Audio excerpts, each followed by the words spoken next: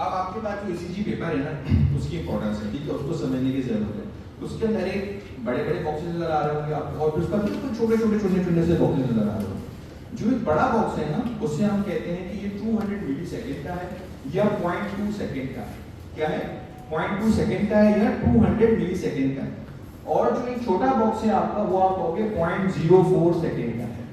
इसकी इंपॉर्टेंस क्या है? ये जब हार्ट ब्लॉक पढ़ेंगे तो उसमें आपको समझ में आएगा कि अच्छा इसकी इंपॉर्टेंस क्या है कि इसमें आपने ड्यूरेशन लिखा होता है। देखो ये नीचे दिया हुआ है ना, ये एक पूरा डब्बा नजर आ रहा है सबको, ये एक पूरा डब्बा, ये हम कहते हैं लार्ज बॉक्स। और उसके बाद ये चुन्ना सा डब्बा छोटा सा इसे हम कहते हैं स्मॉल बॉक्स। ये बड़ा बॉक्स को क्या कह रहे हैं? Large box. और जिसने छोटा सा डब्बा इसे कहते हैं स्मॉल बॉक्स। बड़े डब्बा जो कितने मिलीसेकंड का है? 200 मिलीसेकंड या 0.2 सेकंड, ठीक है। और जो स्मॉल बॉक्स है बिल्कुल छोटा से कहेंगे 0.04 सेकंड का है। क्लियर? ये डब्बा, ठीक है। अब देखो ये हमारे पास एक नॉर्मल ईसीजी है, ये बना पी वेव, उसके बाद फिर ये बना क्यू, ये आर वेव बनी, नीचे एस वेव, ये जी वेव और एक ये यू वेव। इनकी डिटेल्स हम जो है वो आगे चल के पढ़ेंगे, लेकिन इसमें बेसिकली आपके पास सबके पास ईसीजीज हैं, उसमें देखो इस तरह के कॉम्प्लेक्सेस बने होंगे। उसके ऊपर चाहो तो कहीं से लिख लो कि ये जो छोटा वाला पहले उभरा है इसे कहते हैं पी वेव, इसका नाम है क्यूआरएस, ये है जी वेव और ये यू वेव को छोड़ दो, सिर्फ टी वेव का याद रखो। ये चीज जो है ना बहुत ज्यादा इंपॉर्टेंट है। अब इससे यहाँ से हम एक कहानी मजेदार स्टार्ट करते हैं, ठीक है। ये पी से लेकर आर तक का डिस्टेंस को हम कहते हैं पी आर इंटरवल। ये पी वेव बनी और ये खत्म हो गई, ये आर वेव, इसको क्या कहते हैं? P R interval. ये क्यू वेव आर एस, इसे कहते हैं क्यू आर एस इंटरवल। ये पूरा जो बना है ना क्यू आर एस, इसे कहते हैं क्यू आर एस इंटरवल। और ये क्यू से लेकर और ये टी वेव का क्यू से इसे कहते हैं क्यू टी इंटरवल। अब इसमें जो समझने की बात है ना कि देखो ये एक हॉरिजॉन्टल प्लेन, जितने भी कॉम्प्लेक्स बन रहे हैं वापस अपनी जगह पे वापस आ रहे हैं, आ रहे हैं। ये पी वेव बनी वापस आ गई, क्यू आर एस बना ये जगह वापस आ गया, टी वेव बनी वापस आ गई। अब हम पी वेव का नाम देते हैं पूजा। क्या नाम है? पूजा। एक आदमी था कुरैशी, क्या नाम था?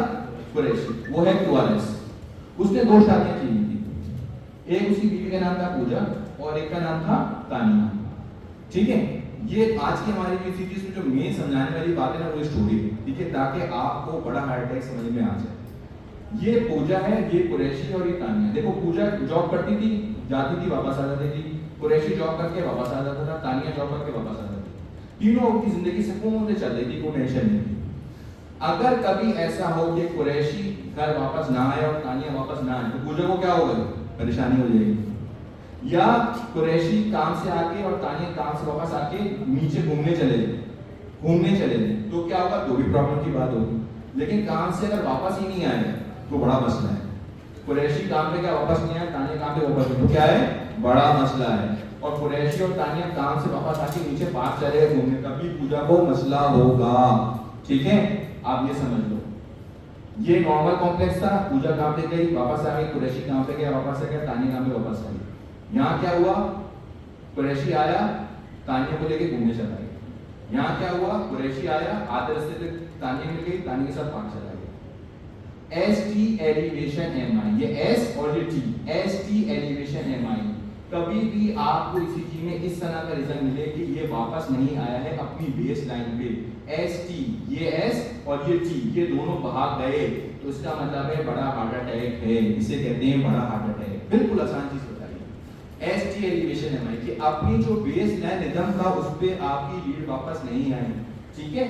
और यहाँ पे क्या हुआ कि काम पे आने के बाद उसने कहा कि आज मौसम बड़ा अच्छा है, चलो आप घूम के आते, तो कुरैशी और तानिया दोनों घूमने निकल गए। तो ये छोटा मसला इसका था एस टी डिप्रेशन, छोटा हार्ट अटैक। ये जो कॉन्सेप्ट है ना ये हम डिटेल में आगे बहुत डिटेल में पढ़ेंगे, क्योंकि बिल्कुल बेसिक मैं चाह रहा हूँ जो लोग बिल्कुल को ज्यादा नो-हाउ नहीं है इसी चीज से, वो चीज को समझने कि बड़ा हार्ट अटैक आपने कैसे देखा। एक बेस लाइन रिदम पे लिखना है कि बेस लाइन रिदम पे सब चीजें वापस आ रही है नहीं है, इससे कंपेयर करना है। ये हमारी बेस लाइन रिदम है और इस पे ये चीज वापस आ रही नहीं है। अगर नहीं आ रही, नीचे जा रही है तो छोटा हार्ट अटैक, ऊपर आके भाग गए बड़ा हार्ट अटैक। क्लियर है सबको?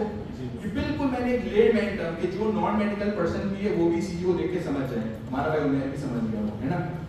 ठीक, देखो ये और एग्जांपल मैंने दी। ये आया, कुरैशी गया, तानिया के साथ फरार, नीचे नहीं आया। ऊपर ही ऊपर लेके इसको वापस चला गया, ये गया वापस ताने के साथ पड़ा। ये देखो ये एंटीलीड्स इस तरीके से आपको एरो मिलता है बना। These are all the type of ST elevation MI मतलब बड़ा हार्ट अटैक। अगर कभी भी आप ऐसा मरीज देखें जिसको बड़ा हार्ट अटैक आ गया है ECG में, तो 90 मिनट्स में अमेरिकन कॉलेज ऑफ कार्डियोलॉजी कहता है कि 90 मिनट्स में आपने उसकी एंजियोग्राफी कर देनी है, आपने door to device time achieve करना है, उसकी फुल एंजियोप्लास्टी करनी है। अगर इन केस पेशेंट ऐसी जगह पे है जहाँ पे एंजियोप्लास्टी की फैसिलिटीज नहीं है, कितनी देर तक? 120 मिली सेकेंड तक, मतलब 2 घंटे तक। This is very very important. जो लोग भी कोई एग्जाम दे रहे हैं FCPS का, MBBS का, जो भी लोग एग्जाम दे रहे हैं नर्सिंग का, उनको चीज समझने की जरूरत है कि अगर एक पेशेंट पहुंचा है ऐसी जगह पे जहाँ उसकी ECG हुई है और ECG होने के बाद उसको ST एलिवेशन MI है, तो आप देखेंगे क्या मैं इसको ऐसी जगह रेफर कर सकता हूँ कि 2 घंटे के अंदर अंदर इसकी एंजियोप्लास्टी हो सकती है। अगर नहीं हो सकती, पेशेंट नहीं पहुंच सकता 120 मिनट से ज्यादा का टाइम ड्यूरेशन, तो क्या करना है आपने? इसको स्टेप्टोकाइनेस का इंजेक्शन देना, ठीक है, जो वो थ्रोम्बस को ब्रेक कर देता है। उसके भी 60 to 70% बेनिफिट होते हैं, लेकिन 90-95% बेनिफिट जो होता है वो एंजियोप्लास्टी का होता है। एटलीस्ट आप उसकी जान बचाने में हेल्प करेंगे।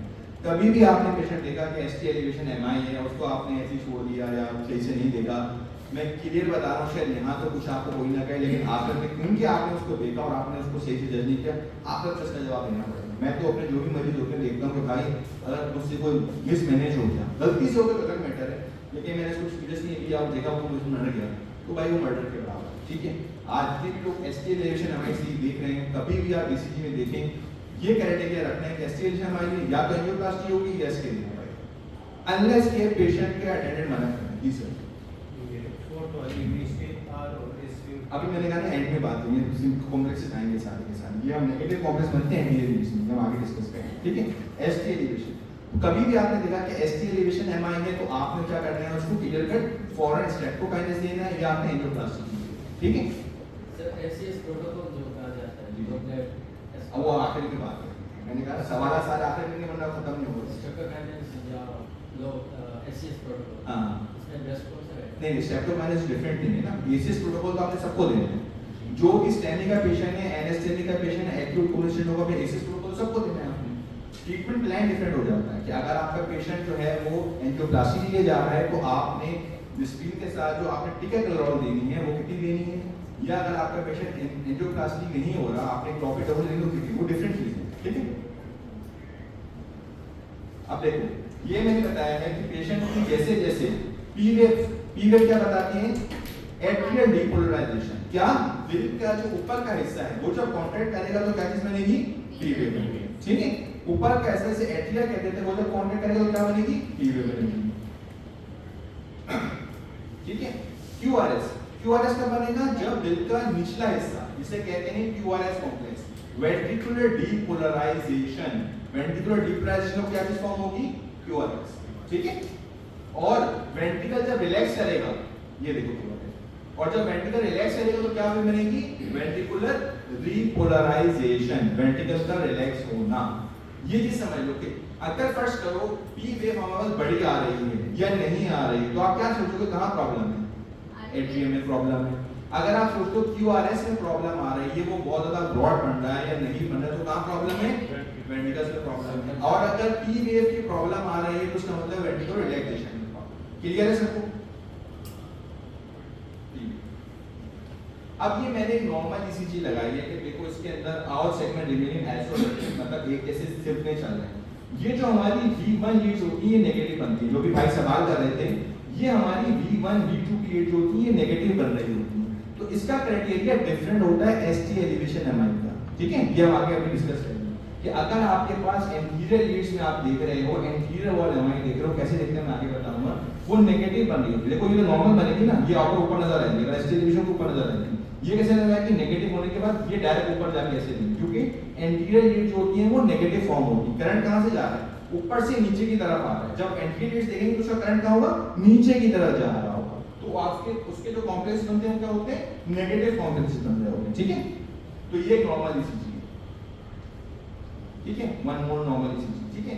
इसमें जो देखने की जरूरत है, देखो पी वेव बना, क्यूआरएस बना, टी वेव बनी, पी वेव बनी, क्यूआरएस बना, टी वेव बनी। पी वेव बना, थोड़ा सा टी वेव बनी, ठीक है। अब ये कोई भी ईसीजी देखनी है, ठीक है। अब हम एक लेवल ऊपर चलेंगे, हमने बेसिक हार्ट अटैक सीख लिया, अब हम एक लेवल ऊपर चलेंगे। अब आपने अगर कोई ईसीजी देखनी है तो उसमें आपने क्या क्या चीजें देखनी है। आपको कहते हैं डॉक्टर साहब ईसीजी देख के बता दें, आपने हमें कुछ नहीं है, हार्ट अटैक नहीं है, सिर्फ हार्ट अटैक तो नहीं देखना ना, उसमें आपने सारी चीजें देखनी है। क्या क्या चीजें देखनी है कि उसकी स्टैंडर्ड कैलिब्रेशन। अक्सर ऐसा होता है कि ईसीजी आगे डॉक्टर साहब कहते हैं हार्ट का क्या रिदम चल रहा है, वो स्टैंडर्ड कैलिब्रेशन की ईसीजी हुई ही नहीं होती, उसकी एक स्पीड होती है खास। वो कैसे होती है मैं अभी आगे बताता हूँ। खास उसका इलेक्ट्रिकल एक्टिविटी रखी जाती है कि उस पे आपने ईसीजी करनी है। दूसरा उसका रिदम कैसा है, क्या हर कॉम्प्लेक्स एक कॉम्प्लेक्स से बाहर आ रहा है, आगे पीछे तो नहीं आ रहा है, हार्ट रेट कितना आ रहा है, पीआर इंटरवल कितना आ रहा है, क्यूआरएस इंटरवल कितना आ रहा है, क्यूटी इंटरवल कितना है, क्यूआरएस के इलेक्ट्रिकल एक्सिस कैसा आ रहा है, पी वेव कैसा आ रहा है, क्यूआरएस का वोल्टेज कैसा है, आर वेव प्रोग्रेशन, अब normal Q wave, ST segment, P wave. अगर आपको डिटेल ईसीजी देखनी है तो ये सारी चीजें आपको देखनी आनी चाहिए। लेकिन फिर वही बात है कि बेसिक जो आज का मेरा मेन ईसीजी के समझाने का मकसद है कि एटलीस्ट आप लोग आज से यहाँ से एसटी एलिवेशन उसको क्लियर चल करके जाएं, और जो लेफ्ट फ्रंटिंग इरिथमियाज होते हैं वो क्लियर करके जाएं कि हाँ भाई ये तो हमने इसकी महारत हासिल हो गई है, ठीक है। अब फर्स्ट स्टेप जब ईसीजी हम करते हैं तो आपने देखना है कि भाई उसका स्टैंडर्ड कैलिबर कैसा आ रहा है, ठीक है। वर्टिकल मार्क, एक वर्टिकल मार्क होता है, अपनी सब ईसीजी पे देखें साइड में वर्टिकल मार्क नजर आ रहा है, वो 2 बिग स्क्वायर के बराबर होना चाहिए, मतलब 10 मिलीमीटर वोल्ट के बराबर होना चाहिए। और जो उसकी लीड की जो स्टैंडर्ड कैलिब्रेशन होती है वो 25 मिलीमीटर पर सेकंड के हिसाब से आनी चाहिए। तो देखें जिस के बाद ईसीजी होगी उसके ऊपर एक ऐसा मार्क नजर आ रहा होगा ईसीजी के शुरू में, ठीक है। ये नॉर्मल है, 2 बिग स्क्वायर्स के बराबर ही कैलिब्रेशन मार्क। कभी भी आप ईसीजी देखेंगे तो पहला चीज क्या देखेंगे, मैंने अभी लास्ट टाइम जो वर्कशॉप कराई थी उसके बाद देखेंगे एक बिल्कुल मैट्रिक पास एक मेडिकल स्टूडेंट वो ईसीजी में बेटी के साथ देखा क्या लड़के अंदर चल रहा है। मैंने कहा अच्छा मैं आगे से देखूं, जो तक नीचे पहुंचा तो वो स्टाफ लड़का जो मैट्रिक था टेक्नीशियन के ऊपर, तो सर इसकी देखिए कैलिब्रेशन खराब। मैं इतना खुश हुआ, हमारे मॉडर्न के यार का एक लड़का ट्रेनिंग का, मैं इतना खुश हुआ, मैंने कहा देखो वो डॉक्टर ने मुझे भेजी कि सर ये नॉर्मल ईसीजी है। मैंने कहा अच्छा मैं नीचे आके देखता हूं, और जब मैं पहुंचा तो उन्होंने लड़का कैसा कि कैसी कैलिब्रेशन था। तो आप लोग के पास सबके पास ईसीजी उसमें देखेंगे कैलिब्रेशन आप देखेंगे 10 मिलीमीटर मिलीवोल्ट के हिसाब से ईसीजी है। अगर वो कम होगी तो एक बॉक्स आ रहा होगा, अगर वो डबल स्टैंडर्ड 20 मिलीवोल्ट हो तो इस तरीके से बड़ा सा 4 मिलीवोल्ट का कैलिब्रेशन आ रहा होगा। सब अपने पास ईसीजी में देखें, ठीक है, क्लियर है यहाँ तक सबको। अब आपको देखना होता है कि पेशेंट का रिदम कैसा चल रहा है, ठीक है। रिदम का क्या मतलब है कि ये जितने भी कॉम्प्लेक्स हैं वो क्या इक्वल इंटरवल के साथ आ रहे हैं, वो क्या एब्नॉर्मल तो नहीं आ रहा कि एक जल्दी पहले आ रहा है बाद में आ रहा है। हर रिदम जो है वो पी वेव के बाद आ रहा है नहीं आ रहा। अगर एक पी बनती है फिर क्यूआरएस बनता है, फिर टी बनती है, फिर अगले उतने ही डिस्टेंस है एक पी वेव बनती है, क्यूआरएस बनता है, टी वेव बनती है। तो उसका मतलब है कि ये एक नॉर्मल साइनस रिदम है। क्या है? नॉर्मल साइनस रिदम है। अगर पी वेव में नॉर्मलिटी है, क्यूआरएस का तो आप ये नहीं कहोगे कि नॉर्मल साइनस रिदम है। पहली चीज क्या है कि पूरे कॉम्प्लेक्स सारे बन रहे हैं, दूसरा रेगुलर इंटरवल के साथ बन रहे हैं। एक चीज बहुत जो कॉमन हम कार्डियोलॉजिस्ट देखते हैं, आप लोगों की लिखी हुई होती है इर्रेगुलर रिदम। उसमें सबसे कॉमन चीज क्या होती है? Atrial fibrillation. एट्रियल जब भी आप कभी आप लोग जस्ट बेसिक कभी भी आप देखें कि रिदम एब्नॉर्मल चल रहा है, कभी भी आप देखें कि एब्नॉर्मल रिदम चल रहा है, तो पहली चीज क्या ध्यान में आएगी? Atrial fibrillation. और उसकी निशानी एक और क्या होती है कि उसमें पी वेव नहीं नजर आएगी, पी वेव नहीं नजर आएगी। अब नॉर्मल रिदम चल रहा होगा, पी वेव नजर, ये सारी चीजें आगे प्रैक्टिस करेंगे नजर आएगी। अब आपने हार्ट रेट लेकर डॉक्टर साहब हार्ट रेट को कैलकुलेट करके बताएं, हार्ट रेट कैसे कैलकुलेट होता है। तो हार्ट रेट कैलकुलेट करना है या तो 300 के 1500 मिलीसेकंड रेगुलर बॉक्सेस का हम करते हैं 10 सेकंड में, ठीक है। काउंट द बिग बॉक्स, आपके पास जितने सबके पास जितने सब बिग बॉक्सेस को काउंट करेंगे between the two QRS complex and divide into the 300, ठीक है। अब ये हमारे पास कॉम्प्लेक्स है 1 2 3 4 5, ठीक है। इसको डिवाइड कर देंगे 300 से, कितना आ गया रेट? आपके पास जितने सबके पास इसी की अपना अपना कैलकुलेट करके बताएं मुझे कितना ऐसे ही करना है। जितने लार्ज बॉक्सेस आ रहे हैं उसको आप डिवाइड कर देंगे कितने से? 300 से। उस जितने लार्ज बॉक्सेस आ रहे हैं उसको डिवाइड कर देंगे, ठीक है। तो आपको पता चलेगा कि आपका हार्ट रेट कितना है। ये बिल्कुल एक सिंपल फॉर्मूला,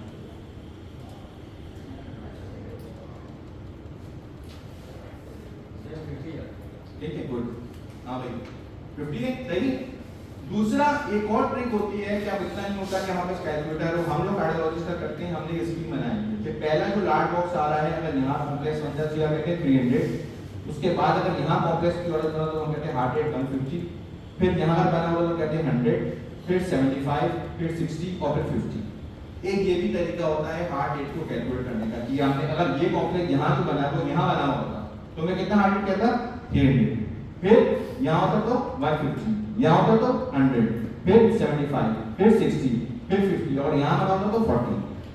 ठीक है, ये एक और मेथड होता है आपको हार्ट रेट देखने का, जब आप ज्यादा एक्सपर्ट हो जाएंगे तो इस मेथड से भी आप लोग देख सकते हैं। ठीक है, ठीक है, ये एक और एग्जांपल ये देखो, इसमें कितने आ रहे थे 1 2 3 4, जब हमने 300 को 4 से डिवाइड किया तो कितना आंसर आया 75। ठीक है, ये हार्ट रेट और एग्जांपल के तौर पर हमने बताया। ठीक, अब कितना हार्ट रेट आ रहा है इस पेशेंट का बताओ। हां भाई कौन बताएगा? हां 300 आ रहा होगा।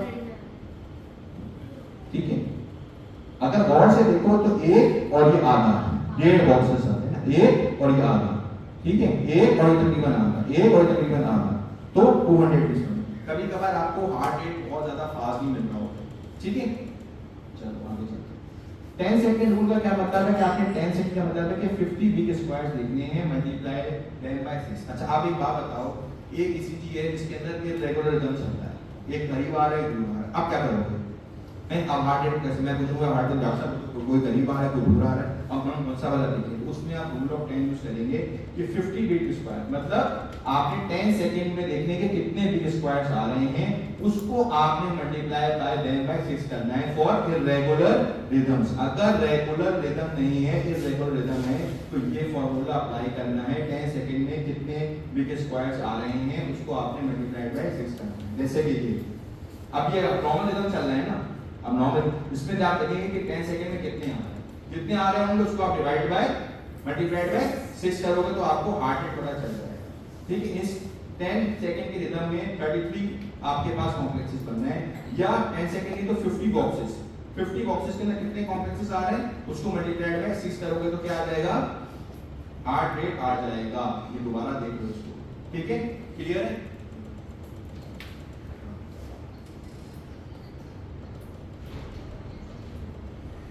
अब आपको पता होना चाहिए कि जो पूजा है उसमें और QRS में कुरैशी में कितना डिस्टेंस नॉर्मल है कितना अबनॉर्मल है। पी वेव ड्यूरेशन जो होती है वो 120 मिलीसेकंड तक हम नॉर्मल कहते हैं, और PR इंटरवल मतलब P और जो R वेव बन रही होती है उसके ड्यूरेशन जो होता है डिस्टेंस 200 मिलीसेकंड तक का नॉर्मल होता है। QRS ड्यूरेशन जो होता है वो 110 मिलीसेकंड तक का नॉर्मल होता है, उससे कम तक, और QT इंटरवल जो है वो 440 से 450 तक का हम कहते हैं नॉर्मल। ठीक है, ये क्यों इंपॉर्टेंट है कि आगे जब हम अबनॉर्मल रिदम देखेंगे, अबनॉर्मल ड्यूरेशन देखेंगे तो उसको हम कंपेयर कैसे करेंगे। ठीक है, तो पी वेव जो बनती है ड्यूरेशन में वो 120 मिलीसेकंड, पीआर इंटरवल जो है वो 200 मिलीसेकंड, क्यूआरएस इंटरवल ड्यूरेशन 110 और क्यूटी इंटरवल 440। अब पीआर इंटरवल, ठीक है, ये देखो पीआर इंटरवल, ये पी और ये आर, पी और आर, इसका इंटरवल कितना नॉर्मल है 120। ठीक है, और क्यूआरएस का 110 से कम, और QT इंटरवल का ड्यूरेशन 440 से। ठीक है, ठीक है, ये सारे आपको बता रहा होगा कि क्या क्या करना है। PR इंटरवल, अगर किसी का PR इंटरवल बढ़ा हुआ आ रहा है, PR इंटरवल 200 मिलीसेकंड ज्यादा आ रहा है तो हम क्या कहते हैं फर्स्ट डिग्री हार्ट ब्लॉक है। और किसी का अगर शॉर्ट PR इंटरवल आ रहा होता है तो इंक्रीज होती है WPW would Parkinson white syndrome. ठीक है, तो ये एक बहुत डिटेल बात है, इसमें बस समझ लो कि PR इंटरवल आपके लेवल पे पता होना चाहिए। अगर ज्यादा है तो क्या है first degree heart block. PR interval 200 millisecond का क्या मतलब है, एक लार्ज बॉक्स से ज्यादा अगर आ रहा है तो फर्स्ट डिग्री हार्ट ब्लॉक है। ये देखो, ये पी वेव बनी, उसके बाद कितना डिस्टेंस नजर आ रहा है, पी वेव बनी और कितना डिस्टेंस नजर आ रहा है, पी वेव बनी कितना डिस्टेंस नजर आ रहा है। अगर ऐसी कंडीशन हो और रिदम बिल्कुल नॉर्मल चल रहा हो, फिर P और QRS पूजा और कुरैशी में थोड़ी नाराजगी हो गई, कितनी नाराजगी हो गई 200 मिलीसेकंड से ज्यादा की नाराजगी हो गई, तो क्या कहलाएगा फर्स्ट डिग्री हार्ट ब्लॉक। क्या कहलाएगा, क्लियर? शॉर्ट PR इंटरवल है तो क्या कहलाएगा WPW सिंड्रोम, इसे कहते हैं एसेसरी पाथ। इसको छोड़ दो। ठीक है, ये हमने दिखाई है एसएसएल पाथ। एसएसएल पाथ में क्या मतलब होता है, शॉर्ट पीआर इंटरवल होता है और उसके साथ एक डेल्टा वेव मिल रही है। देखो ये थोड़ा सा आपको कर्व नजर आ रही है, नजर आ रही कर्व, ये पी वेव भाई और थोड़ी सी कर्व सी जा रही है ऊपर वेव, ये देखो पी वेव और उसके बाद curve, this is called delta wave. ये किसमें मिलती है हमें, WPW सिंड्रोम में, वुल्फ पार्किंसन वाइट सिंड्रोम। इसमें जो इंपॉर्टेंट बात है, ये थोड़ी सी आगे लेवल की बात है, लेकिन इसमें इंपॉर्टेंट बात ये होती है कि आपने कोई भी रेट कंट्रोलिंग ड्रग इसमें नहीं देनी होगी, स्पेशली बीटा ब्लॉकर। ठीक है, इसमें ये चीज इंपॉर्टेंट है कि आपने इसमें बीटा ब्लॉकर नहीं देनी, ABCD ये ड्रग्स नहीं देनी होगी। A फॉर एडेनोसिन नहीं देनी होती, B फॉर बीटा ब्लॉकर नहीं देनी होती, C for nature channel blocker नहीं देनी होती, D फॉर डिजॉक्सिन नहीं देनी होती। ये बहुत एक कॉमन चीज है जो कि प्रॉब्लम होती है। क्यों कि ये एसेसरी पाथ में अगर आप इसमें बीटा ब्लॉकर देंगे, साइनतन को ब्लॉक करेंगे तो एसेसरी पाथ पे एक्टिव हो जाएगा और ये WPW टू एरिथमिया में कन्वर्ट हो जाएगा। ठीक है, ये BC को पॉइंट है, कोई एग्जाम दे रहा हो तो इसमें ये चीजें पूछता है, ये भी ब्लॉक कर देंगे जी। ठीक है, उसके बाद एक कोअरेंस इंटरवल, कोअरेंस इंटरवल क्या है, 110 से 120 मिलीसेकंड नॉर्मल होता है। अगर ज्यादा आपको मिलेगा तो आप कहोगे बंडल ब्रांच ब्लॉक है। ठीक है, अगर 120 मिलीसेकंड ज्यादा मिल रहा है तो आप क्या कहोगे, bundle branch block. Bundle branch block आगे हम डिस्कस करेंगे कि लेफ्ट बंडल ब्रांच ब्लॉक और राइट बंडल ब्रांच ब्लॉक हम कैसे देखेंगे। ठीक है, conduction in the bundle branch block and turning R seen the chorus होता है। देखो ये आ रही आपकी, उसके बाद बंडल ब्रांच में गई। अगर कहीं पे भी ब्लॉकेज आएगी, therefore a conduction of block the bundle would be reflected change in the chlorus, foreign chlorus complex होगा क्या हो जाएगा, ब्रॉड हो जाएगा। क्यों कि उसका जो करंट फ्लो हो रहा है उसमें डिले आ रहा है। जो क्यूआरएस कॉम्प्लेक्स हमारा 120 सेकंड का था, नैरो था, वो क्या हो जाएगा, ब्रॉड हो जाएगा। अगर हम कहते हैं कि राइट बंडल, ये भी डिटेल में मैं आगे बताऊंगा, अगर हम कहते हैं कि राइट बंडल ब्रांच ब्लॉक है किसी पेशेंट को, तो जो V1 लीड बनती है वो क्या बनेगी, पॉजिटिव बनेगी। V1 कैसी बन रही थी, नेगेटिव बनेगी। आपके पास कितनी स्थिति है उसमें देखो, नेगेटिव, V1 नीचे है। लेकिन राइट बंडल ब्रांच ब्लॉक जो होगा उसमें क्या बनेगी, पॉजिटिव बनेगी, ऊपर को आ रही है। ठीक है, ये देखो नॉर्मल कैसी है, V1 ऐसी है, नजर आ रही है सबको, सबकी ऐसी है। लेकिन अगर राइट बंडल ब्रांच ब्लॉक होगा तो उसमें RSR पैटर्न बनेगा, मतलब वो पॉजिटिव जा रही होगी। और अगर लेफ्ट बंडल ब्रांच ब्लॉक होगा तो V1 ब्रॉड हो जाएगी। नॉर्मल थी ना ये ऐसी, ये आपको ब्रॉड मिलेगी। अगर ये V1 नेगेटिव तो है ही, लेकिन साथ में ब्रॉड है तो क्या कहलाएगी, लेफ्ट बंडल ब्रांच ब्लॉक। अगर V1 पॉजिटिव है और ब्रॉड है तो क्या होगा, ये RSR पैटर्न में राइट बंडल ब्रांच ब्लॉक। लेकिन V1 नेगेटिव है, जो कि V1 तो नेगेटिव होती है लेकिन ब्रॉड है, ब्रॉड है 120 मिलीसेकंड से ज्यादा है तो क्या कहते हैं, लेफ्ट बंडल ब्रांच ब्लॉक। अगर किसी को new onset left bundle branch block हुआ है तो इसको हम इक्वल्स टू स्टेमी कंसीडर करते हैं कि ऐसा मरीज जिसको लेफ्ट बंडल ब्रांच ब्लॉक हुआ है वो एंटीरियर वॉल एमआई के करीब करीब है, उसको भी एंटीरियर वॉल एमआई हुआ है, ऐसा कंसीडर किया जाता है। ठीक है, उसकी भी हाई रिस्क मॉर्टेलिटी होती है। ठीक है, तो अगर कोई पेशेंट आपके पास है तो क्या डॉक्टर साहब आपसे पहले तो मुझे कुछ भी नहीं हुआ, ना कभी कोई CT कराई ना कुछ कराई, तो उसमें आप देखोगे कि इसको लेफ्ट बंडल ब्रांच ब्लॉक तो नहीं आ रहा। Clear, right bundle branch block की जैसे दिखाया है कि V1 जो है ये पॉजिटिव शेप में आ रहा है, RBB with the white QRS complex. ठीक है, V1 नीचे में देखा ये पॉजिटिव आ रहा है, ये देखो इसी चीज कैसा आ रहा है, V1 पॉजिटिव नजर आ रहा है। अगर इस समय पे V1 पॉजिटिव आएगा तो क्या होगा हमारी ECG में, राइट बंडल ब्रांच ब्लॉक। ठीक है, और लेफ्ट बंडल ब्रांच ब्लॉक कैसे नजर आएगा, देखो ये V1 नॉर्मल था ना, अब ये क्या हो गया, ब्रॉड हो गया, ब्रॉड हो गया। अगर ये ब्रॉड हो रहा है तो इसका मतलब क्या है, लेफ्ट बंडल ब्रांच ब्लॉक। और ब्रॉड कितना हो रहा है, 120 मिलीसेकंड से ज्यादा। क्लियर है,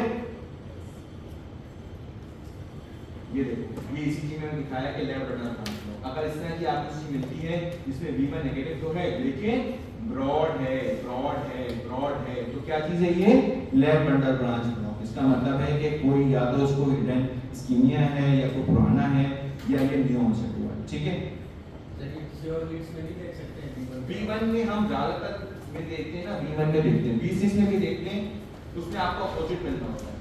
मैंने ज्यादा इजी करके समझाया, किसी V1 में देखो उसमें समझ जाओ ना, V6 में भी देखते हैं, इसका पूरा क्राइटेरिया होता है न्यू ऑनसेट और ओल्ड ऑनसेट का। ठीक है, उसका डिटेल में नहीं जाएंगे। और सर ये ABF में भी तो देखते हैं, किसमें, ABF देखो ABF में भी देख सकते हैं, V6 में भी देख सकते हैं, लेकिन आपने स्पेसिफिक रहना है V1 में। V1 अगर पॉजिटिव है ब्रॉड कॉम्प्लेक्स है तो R है, क्लियर है आपको? V1 अगर नेगेटिव है ब्रॉड कॉम्प्लेक्स है तो L है।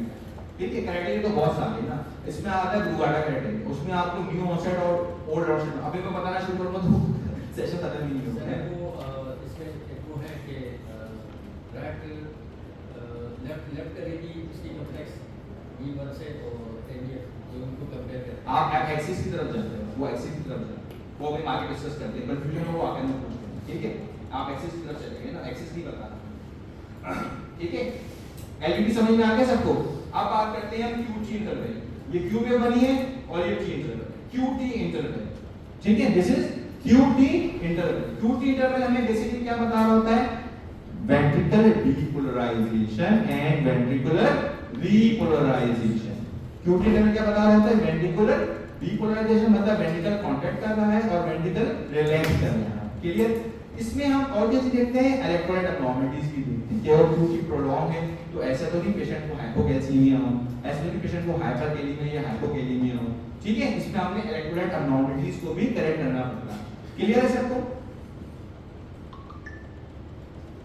ठीक है, अगर किसी का प्रोलॉन्ग QT इंटरवल आ, एक पेशेंट बिल्कुल एसिम्प्टोमेटिक है ना, आपके पास आया डॉक्टर साहब ECG कराएंगे और आप देखते हो कि QT इंटरवल बढ़ा हुआ आ रहा है। QT इंटरवल क्या आ रहा है? बढ़ा हुआ आ रहा है। तो उसमें क्या चीजें नॉर्मल सोच सकते हो कि ये ऐसा तो नहीं कि इसकी ड्यूरिंग स्लीप जो है इसको बहुत ज्यादा ये कार्बन डाइऑक्साइड रिटेन करता है, इसको हाइपोकैल्सीमिया है या इसको एक्यूट मायोकार्डिटिस है या इसमें कोई मायोकार्डियल इंजरी पुरानी हुई है या ये कोई ड्रग इंड्यूस हो रहा है या ये हाइपोथर्मिया है या ये हाइपरट्रोफिक ऑब्स्ट्रक्टिव कार्डियोमायोपैथी है। कभी भी आप पेशेंट को देखो कि इसका QT इंटरवल बढ़ा हुआ आ रहा है तो उसको रूल आउट करने की जरूरत है कि व्हाट इज द रीजन, क्यों इसको ये आ रहा है, उसके बारे में सोचो, उसके लिए फिर वर्कअप करके देखो। ठीक है, शॉर्ट QT इंटरवल अगर किसी को आए तो उसमें क्या हो सकता है कि या तो बहुत कॉमन है, आजकल मेरे साथ पेशेंट आते हैं, मैं वो डॉक्टर साहब जब भी कमजोरी महसूस होती ना एक कैसी डर के पी लेती, बड़ी ठंडी ठंडी लगती है, बड़ा अच्छा महसूस होता है, कैसी डर के हाइपरकैल्सीमिया बहुत ज्यादा एक कॉमन प्रॉब्लम है ना हमारे यहाँ, जो आम आवाम है, जो फीमेल्स हैं, वो काम पे से हैं, कमजोरी में कैसी डर की हाइपरकैल्सीमिया, उससे क्या होता है? रीनल स्टोन हो रहे हैं, दूसरी प्रॉब्लम हो रही है। लेकिन हम देखते हैं कभी भी मैं देखता हूँ किसी पेशेंट का शॉर्ट QT इंटरवल तो मुझसे पूछता हूँ अभी कैसी की जरूरत पीती है? हाँ डॉक्टर साहब जब भी गर्मी लगती है ना तो एकदम हमें कैसी मिली, थोड़ी ताकत महसूस होती है। ठीक है, तो इस तरह की को कैसी पीने की जरूरत नहीं है। हाइपरथर्मिया, ठीक है, और वेगस सिचुएशन, ये कुछ कॉमन चीजें, उसमें QT इंटरवल बहुत ज्यादा कॉमन होता है। अगर कोई पेशेंट को आपको देख रहे हैं कि आप शॉर्ट QT इंटरवल है तो आप सबसे पहले इंपॉर्टेंट उसकी हिस्ट्री लेंगे, रिस्क फैक्टर देखेंगे और देखेंगे कि उसको कोई रिवर्सिबल फैक्टर है या नहीं। अब बात करते हैं Q वाले एक्सिस की, जो भाई बात कर रहे थे एक्सिस की, तो आपको एक्सिस देखना इंपॉर्टेंट है।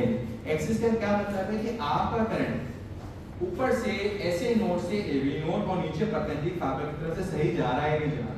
अगर आपका एक्सिस खराब है तो उसका मतलब है कि करंट का फ्लो कहीं पे ब्लॉक हो रहा है। ठीक है, एक्सिस में जो दो मेन चीजें देखी जाती हैं वो क्या होती है? राइट एक्सिस डेविएशन और लेफ्ट एक्सिस डेविएशन। ठीक है, राइट और लेफ्ट देखने के बहुत सारे इसके फॉर्मूलेज हैं, मैं आपको बिल्कुल बेसिक बताता हूं कि राइट एक्सिस और लेफ्ट एक्सिस से देखने का तरीका। देखो, सबसे पहले ये एक नॉर्मल एक्सिस है। अगर किसी पेशेंट का -30 और -90 की तरफ जा रहा है, ये थ्योरी के लिए इंपॉर्टेंट है कि BCU लॉ है, और किसी का +90 से लेकर 180 तक जा रहा है तो हम कहते हैं कि राइट एक्सिस है।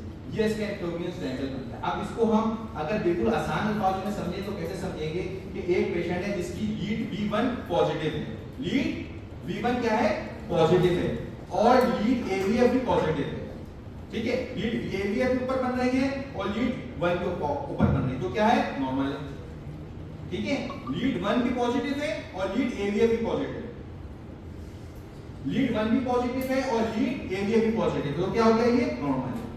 लीड 1 और लीड AVF दोनों एक दूसरे को अपोजिट देख रहे हैं, AVF नीचे है, लीड 1 ऊपर है, दोनों की लड़ाई हो गई है, क्या हो गया? ये लेफ्ट एक्सिस डेविएशन। लीड 1 ऊपर है, पॉजिटिव है, और लीड AVF क्या है? नीचे है, ये क्या बन गया? Left axis deviation.